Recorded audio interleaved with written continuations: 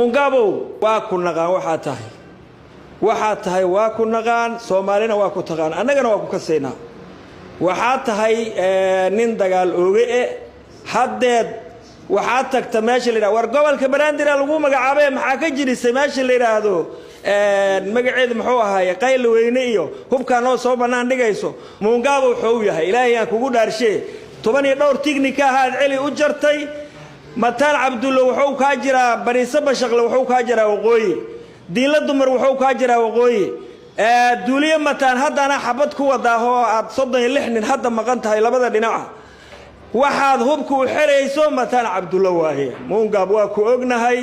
waxaad tahay qaswade waxaad tahay dagaal ooge waxaad tahay isgari hadda gobolka Banaadir lagu doortay inaad hub markaati waxa ka qadka adiga waxaa tagtay meesha la yiraahdo xaluule huba ku soo banaan dhigtay Cali Cumar iskala leedahay war Cali Cumar ma gada karaan hub ada aruuri ada gaday waxaad leedahay macaawisley aan hadii alla ku iima abuura Xasan Shiiqa garoorkaas ka gaday macaawisley abuuro meeyside Mataan Cabdulle aad ku jijibi rabtaa hubkaas hadaad macaawisley abuurayso oo maaragtay shabaab qabayso shabaab waxa waaye waa joogan dalka laakiin xalula hubka abuuriha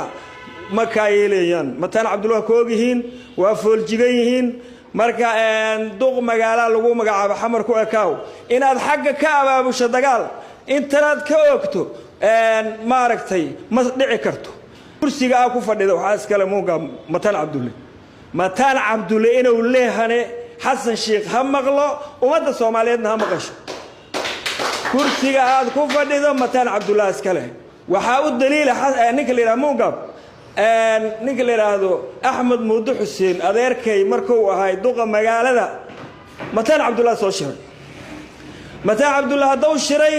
wuxuu ku shiray meeshii la yiraahdo baarlamaanka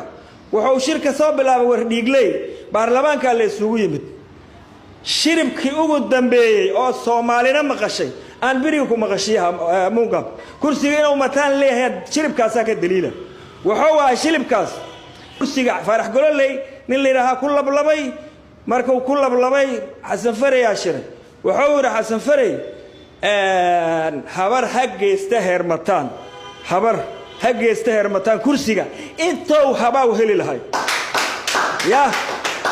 kursiga inuu heer Mataan leeyahay okay adiga heer Mataan horta mid kursigana waxa xaq u leh dadka hadii alla ku idmaayo garaacda dameerka ku keensahayo dadka caanaha keensahayo dadka war kursi adiga